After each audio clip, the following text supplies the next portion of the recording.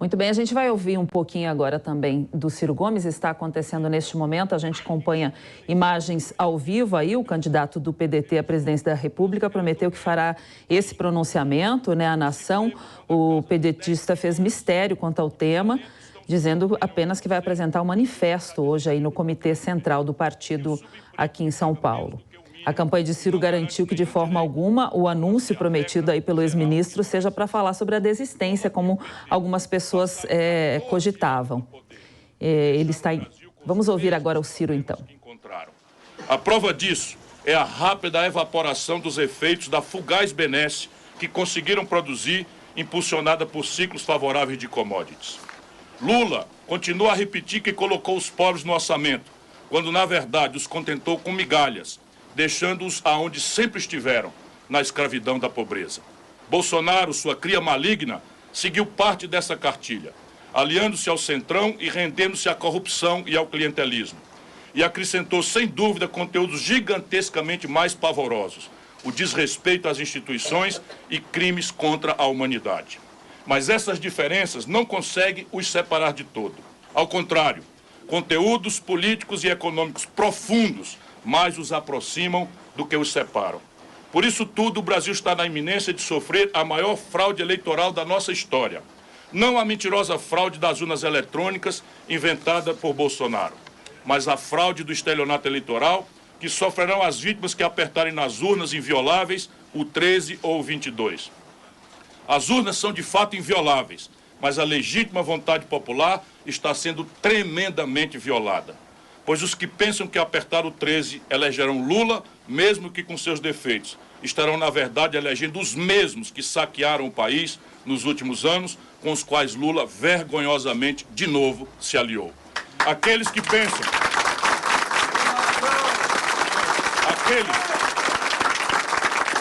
Aqueles que pensam que ao apertar o 22 elegerão Bolsonaro, mesmo que com as suas deformidades, estarão, na verdade, elegendo a outra parte da corja que saqueou o país em governos anteriores e que pularam agora para um novo barco que disputa com a mesma rota a reta de chegada ao caos. Mas ninguém traz isso para o debate. Agora, na reta final da campanha mais vazia da história, embalam tudo no falso argumento do voto útil. Com essa pregação, querem eliminar a liberdade das pessoas de votarem no regime de 2 turnos, primeiro no candidato que mais representa seus valores e, se for o caso, de optarem depois por aqueles que mais se aproximem de suas ideias. Querem privá-las do direito de expressar seus sonhos e de testar a força das suas posições, enriquecendo o debate e fortalecendo a pluralidade de ideias.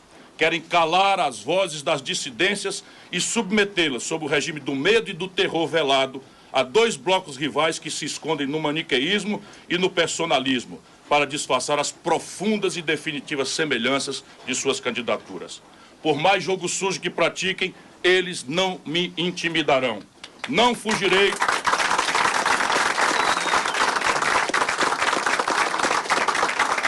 Não fugirei do verdadeiro embate democrático e não compactuarei com essa farsa. Tenho compromisso de vida e de morte com a luta por um Brasil melhor e nada me amedrontará nem irá me deter. Minha candidatura está de pé para defender o Brasil em qualquer circunstância e meu nome continua posto como firme e legítima opção para livrar o nosso país de um presente covarde e de um futuro amedrontador.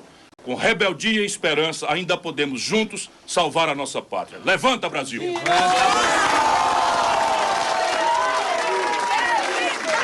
Você viu aí Ciro Gomes, candidato do PDT à presidência da República, fazendo esse discurso, fazendo um chamamento aí, né? Irritado com quem está pedindo para que aconteça esse voto útil. Ele, como terceiro lugar nas pesquisas, pode ser um perdedor nessa, se o eleitor realmente quiser votar em quem está na frente, como tem muito eleitor que não gosta de perder seu voto. A gente vai chamar agora novamente a Deise.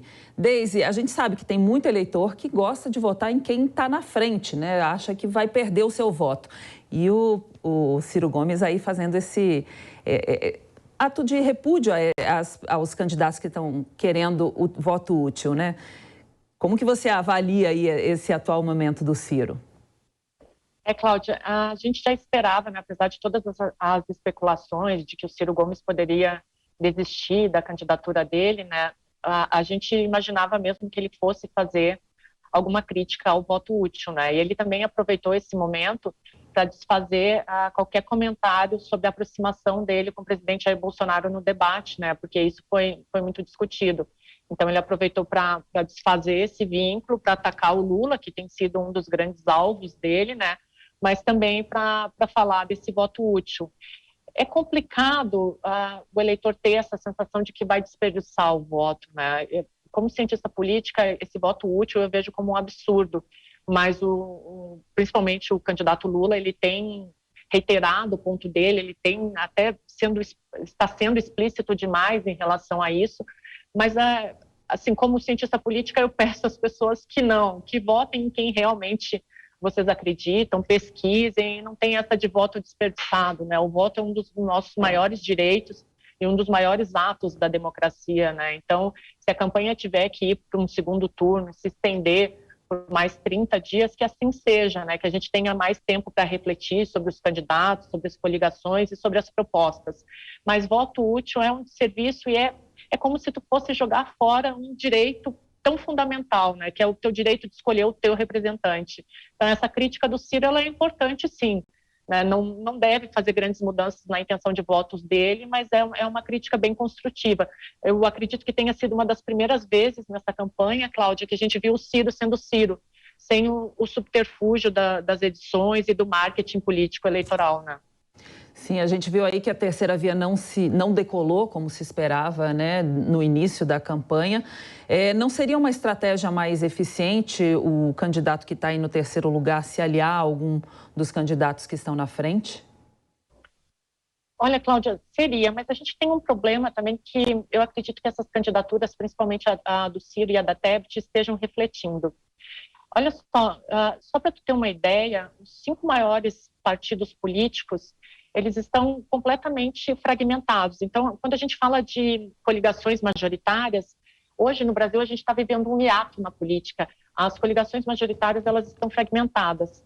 Então, é muito difícil essa terceira via decolar com qualquer que fosse a atitude. Se o Ciro fosse se coligar no segundo turno, que ele já falou que não quer, que não é da vontade dele, em primeiro lugar, ele vai contradizer tudo que ele falou, né, até agora, e o Ciro tem defendido manter a palavra, e não deve se mostrar um jogo muito eficiente, porque justamente por essas coligações. Para tu ter uma ideia, em 1994, Cláudia, os 5 maiores partidos políticos do Brasil detinham 70% das cadeiras do Congresso. Em 1988, esse número foi para 78%. Aí olha como a gente tem uma crise dos partidos hoje. Em 2018, que foi a eleição do presidente Jair Bolsonaro, os 5 maiores partidos, eles tinham juntos só 40% das cadeiras do Congresso. Então, existe uma crise partidária muito forte que talvez justifique essa reiteração do Ciro de não apoiar o ex-presidente Lula e não apoiar nenhum candidato, né?